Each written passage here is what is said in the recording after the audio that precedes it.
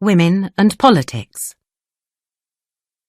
We know that, in many countries, women started to get the vote in the first years of the 20th century. Their next step was to enter politics and become politicians.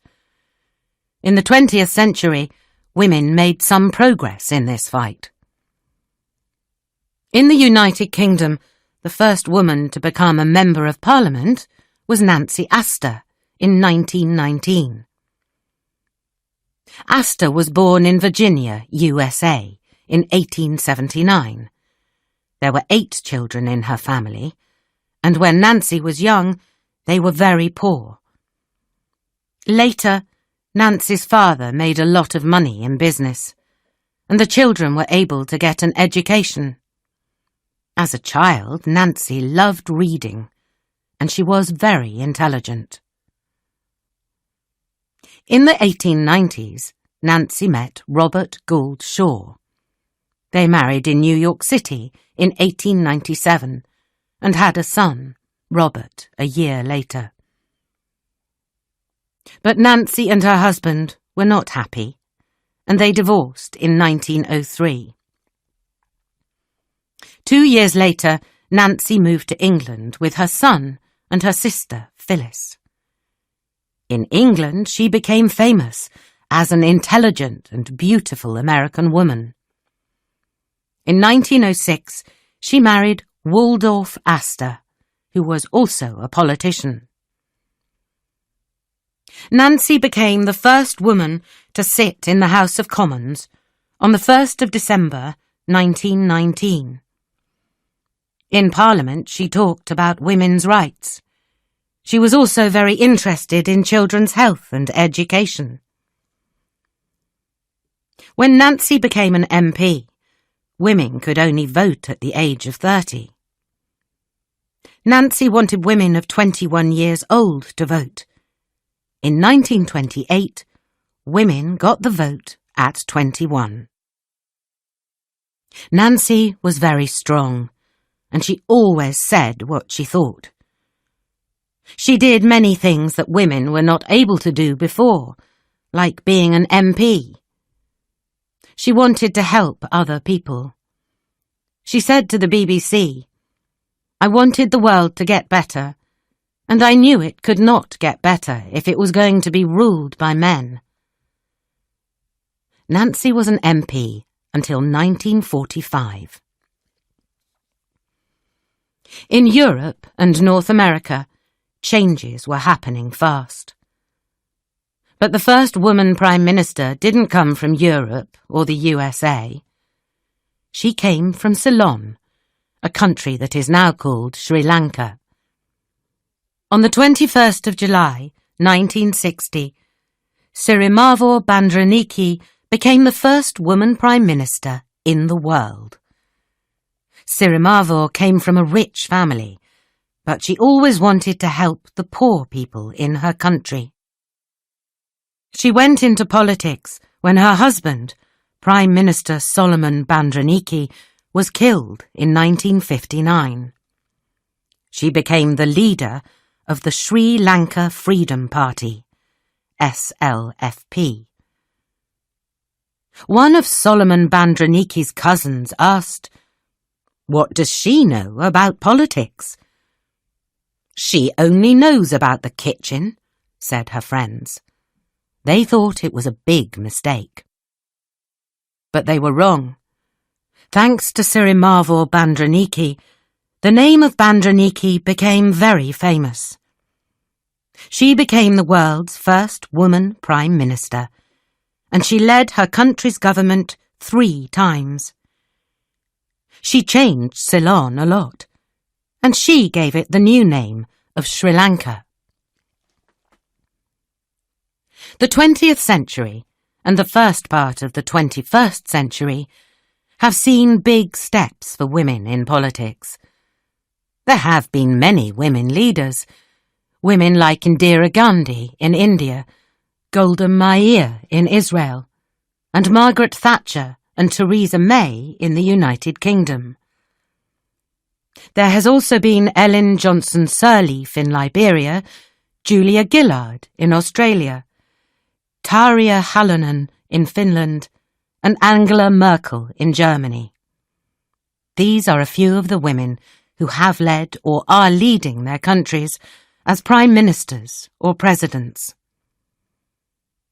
In 2018, a woman was president or prime minister in 16 countries.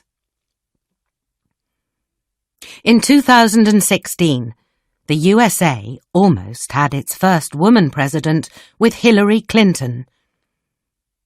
Hillary was the First Lady of the United States from 1993 to 2001 because her husband, Bill Clinton, was president.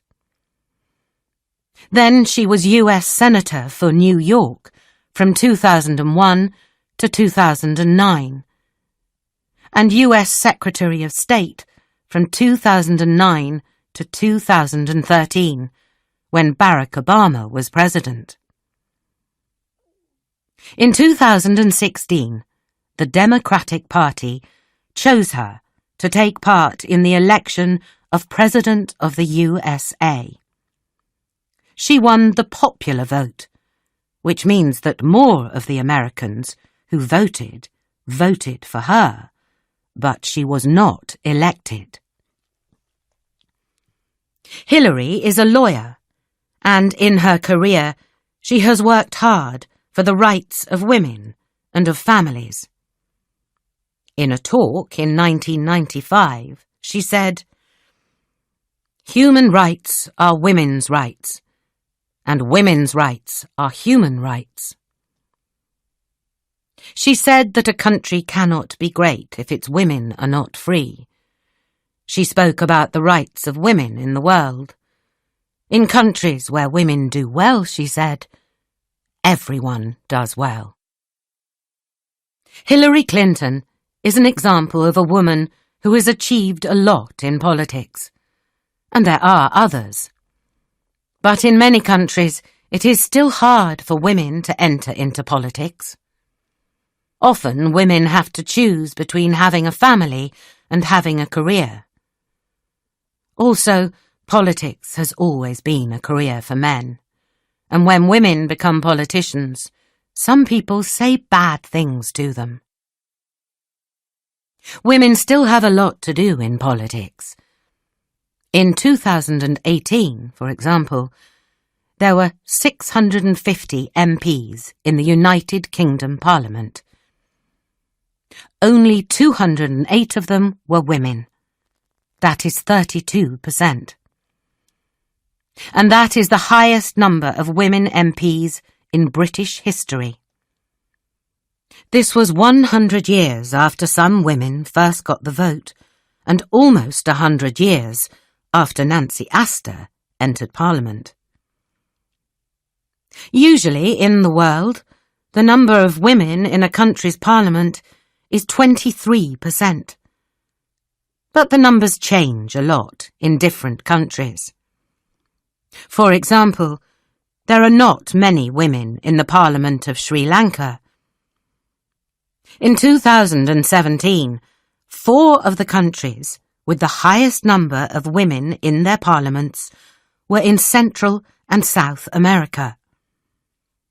They were Bolivia, Cuba, Nicaragua, and Mexico. In 2017, Rwanda had more female MPs than any other country. There are more and more women prime ministers and presidents in the world, and they are also becoming younger. In 2017, Jacinda Ardern became the Prime Minister of New Zealand when she was 37 years old. She is the world's youngest female Prime Minister and the 4th youngest woman or man Prime Minister. She had a baby in 2018 and was only the 2nd Prime Minister to have a baby while she was in the job. The other woman was Benazir Bhutto, Prime Minister of Pakistan, who had her baby in 1990. Jacinda Ardern has said, I hope that one day this will not be interesting anymore. She wants it to be normal for women to be in politics and to be mothers. Half of the people who live in the world are women. Many people hope that, in the future, 50% of the world's governments will be women.